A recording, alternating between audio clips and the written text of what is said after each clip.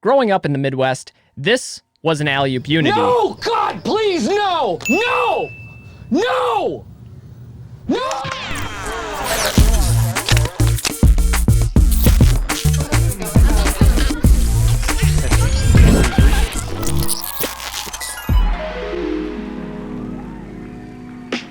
Hey guys, this is Butch Lehman of Roll, Minnesota, coming to you all with a modest proposal. You see, we have a problem with trick names in rollerblading. I'm sure this comes as no surprise to any of you, but after watching the global game of skate on Instagram Live, I've come to realize just how confusing, divisive, and geographically tribalized our terminology has become. So today, I'd like to start a conversation about trick names. So let's start with everyone's favorite dead horse, the alley-oop unity debate. It is official. It is a front Savannah. From my humble opinion, it's alley-oop unity. Growing up in the Midwest, this was an alley-oop unity. And this was a Savannah.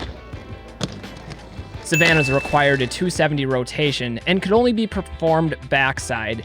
We even have a true spin version, which for some reason only requires a 90-degree rotation for those of you on the coast trying to follow along. That doesn't make sense. I've been blading for 20 years, and this is how it's always been here. But I'm not ashamed to admit that this naming system makes no logical sense. You hear that, Hood Panda? I admit it. It is official. It is a front Savannah. However, there is a much larger linguistical issue in our subculture that goes largely ignored. This problem has to do with spin tricks. Before we go any further, let me make the disclaimer that these views and opinions are expressly my own, and if you keep an open mind, I think I can make a convincing argument. Before we go any further though, a little bit about myself. Outside of rollerblading, I have an advanced English degree and have studied linguistics and sociolinguistics pretty extensively. I know that's kind of a weird flex.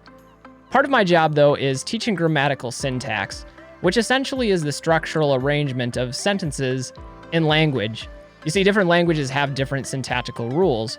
For example, English is primarily a subject, verb, object ordered language. However, most languages in the world actually differ in order. They go subject, object, verb. Very different. Similarly, in English, we place our adjectives before the noun, while languages like Spanish place them after it. So there's clearly some difference in sentence structure amongst different communities. When examining the syntax of rollerblading trick descriptions, though, there's one nearly universal rule. Our descriptions follow a procedural order.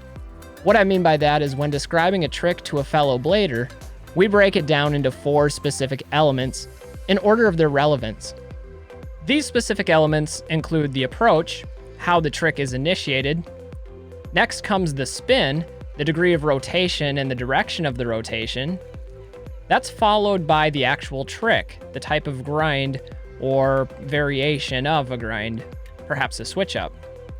And then lastly is the landing, the dismounting. Could include the degree of rotation, the direction of the rotation, which direction we're landing, all of those things considered. So when we describe a trick in rollerblading, we're following the procedural order in which each part of the trick would be performed. For example, full true topsoul to fakie. Or perhaps an outspin top acid to back royale. What you may have noticed in each of these tricks is that rollerblading syntax allows for the omission of the approach if it's already specified by the spin. Alley-oop implies a forward approach, so stating forward alley-oop becomes redundant. What we find is an entirely objective and consistent system of communication. Alley-oop, true spin, in spin, and outspin. Until we get to 360s, and then the whole system collapses. No! God, please, no! No!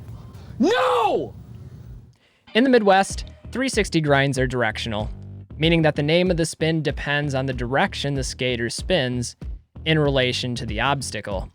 If you spin towards the obstacle, it's just a 360 grind. If you spin away from the obstacle, it's a hard spin 360 grind. It doesn't matter which grind it is or if it's topside or not. It's one rule, direction, and that's it.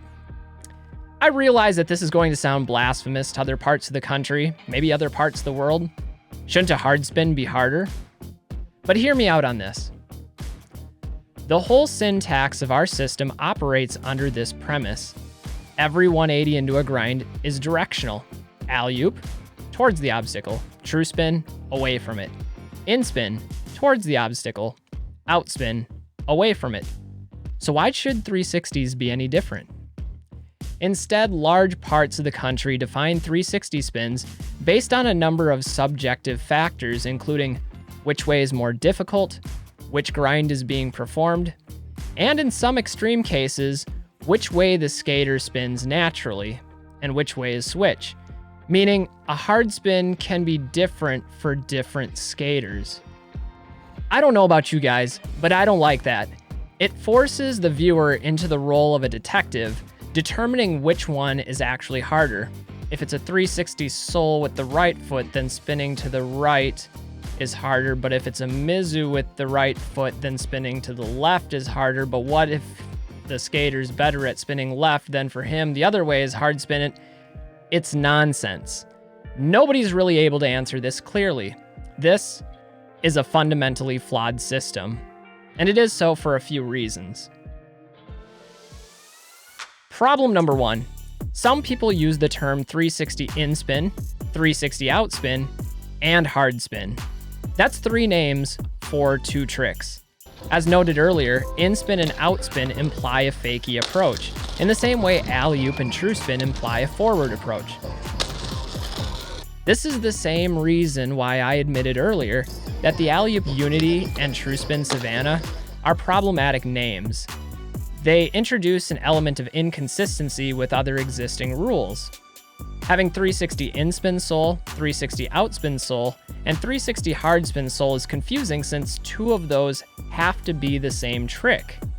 This leads into the second problem. How do we then interpret hard spins?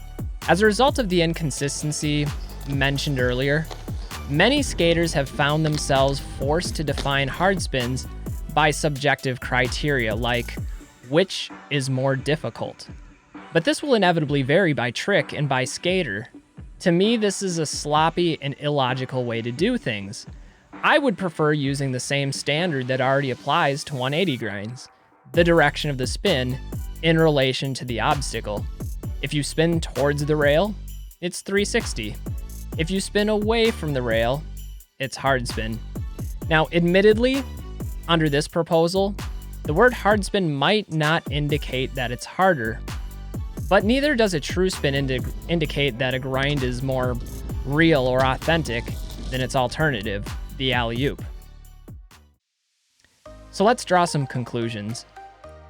As any linguist will tell you, language is ultimately subjective, and it's constantly evolving.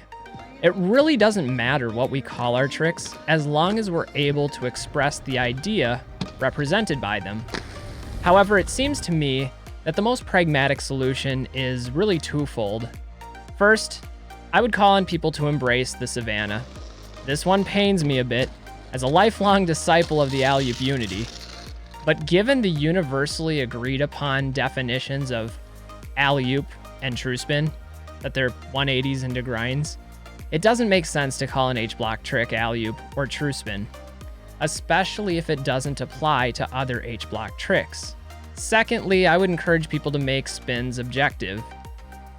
All spinning grinds should be based upon the same criteria, the direction of the spin in relation to the obstacle. That's how we determine alley-oop from true spin. It's also how we determine in spin from out spin. So why not apply to the same criteria to 360s? Now, I'm not saying we have to change anything. After all, rollerblading is rollerblading. And as Shakespeare said, a rose by any other name would smell as sweet. It's just some food for thought. Hey guys, I'm Butch Lehman, and thanks for watching this episode of Roll Minnesota. Now get out there and do some alley-oop unities, or SAVANNAHs, or whatever you want to call them. We'll see you guys next time.